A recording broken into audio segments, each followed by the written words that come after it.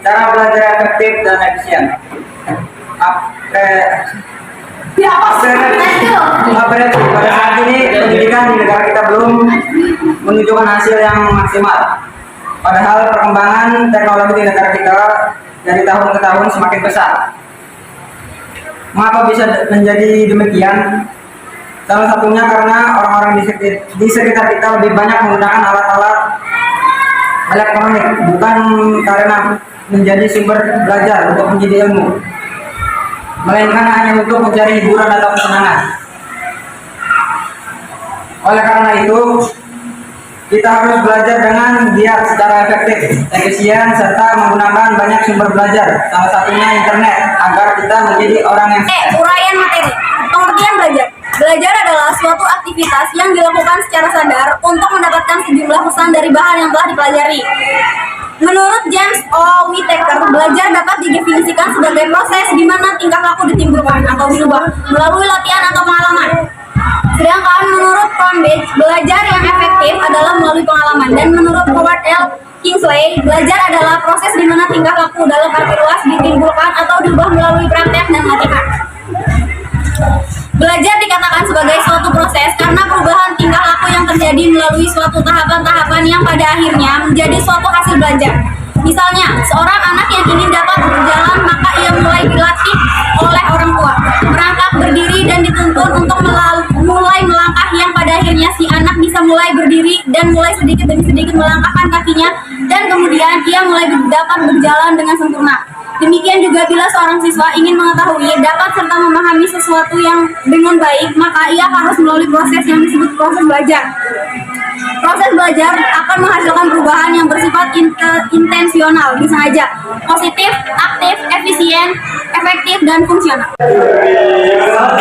Kecerdasan IQ. Faktor kecerdasan IQ ini juga sangat mempengaruhi aktivitas dan hasil belajar seseorang. Seseorang yang diperlukan mempunyai IQ normal 100 sampai 100 menurut hasil psikotes, maka ia disimpulkan akan mampu mengikuti belajar di sekolah-sekolah dengan lancar. Selama ia tidak mengalami penggangguan lainnya. Demikian juga bila seseorang mempunyai kecerdasan di bawah normal, tentunya akan mempengaruhi aktivitas dan hasil belajar di sekolah jika dibandingkan dengan seseorang yang berkecerdasan normal. Kondisi eksternal. Kondisi eksternal meliputi kondisi lingkungan di mana siswa berada. Kondisi lingkungan adalah keadaan dalam sekitar siswa yang mempengaruhi kegiatan belajar yang baik lingkungan emosional maupun lingkungan material. Sarana dan prasarana. Kondisi eksternal tersebut yaitu 1. Sarana dan prasarana. Sarana prasarana menunjang keberhasilan belajar juga mempengaruhi aktivitas dan hasil belajar seseorang. Sarana dan prasarana ini juga bisa dari siswa dan dari lembaga pendidikan. Misalnya, di rumah mempunyai sarana dan prasarana. Penunjang keberhasilan belajar. Sedangkan di sekolah sarana dan prasarana menunjang belajar juga lengkap. Maka kemungkinan untuk mencapai hasil belajar yang maksimal akan mencapai. Sarana dan prasarana belajar misalnya buku-buku paket, buku catatan, ruang laboratorium, komputer, laptop, panel internet, atau hotspot dan sejenisnya. Lingkungan sekitar. Lingkungan di mana individu tinggal dan lingkungan bermain individu akan sangat mempengaruhi aktivitas dan hasil belajar. Apabila lingkungan sekitar sangat mendukung kemajuan individu, maka keberhasilan belajar dapat tercapai.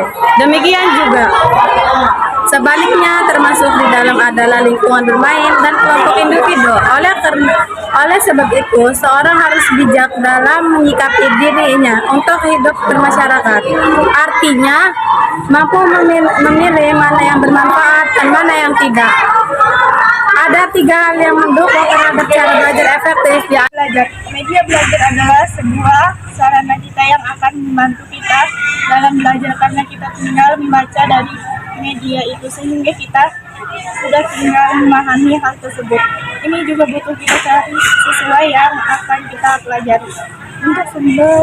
Untuk sumber belajar banyak diantaranya buku dan saran di film dengan topik untuk internet dan sebagainya. Ketiga, strategis atau cara belajar.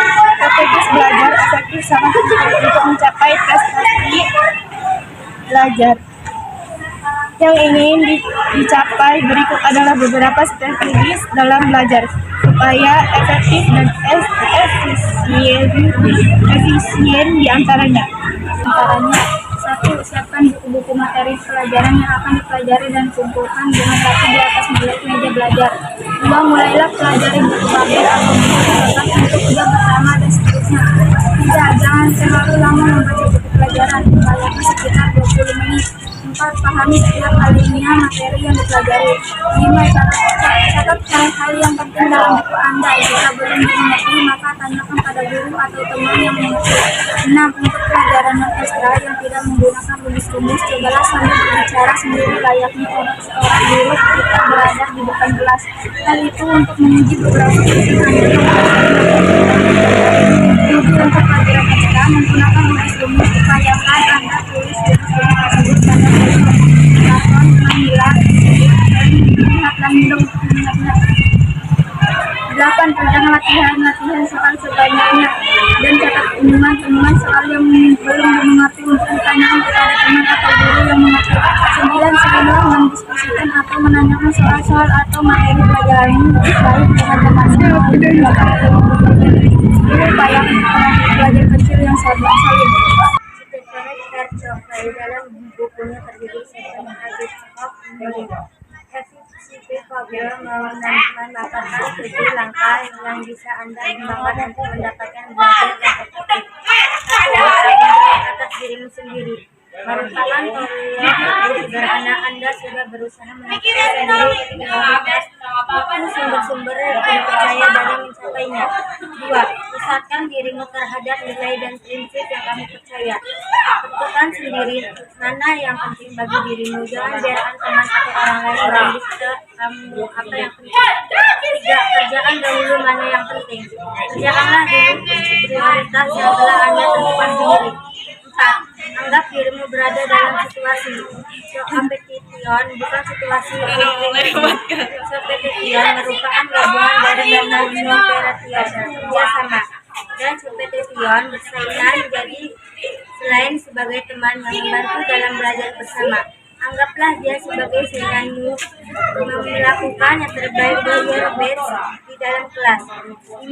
Pahami orang yang lain, maka mereka akan memahamimu. Banyaklah belajar memahami orang lain sehingga orang akan memahami Anda. 6. Cari solusi yang lebih baik. Bila Anda tidak mengerti bahan yang diajarkan pada hari ini, jangan hanya membaca ulang bahan tersebut, coba cari lain. Misalnya Minat juga menentukan aktivitas dan hasil belajar seseorang. Minat adalah tertarik dengan kuat terhadap objek tertentu.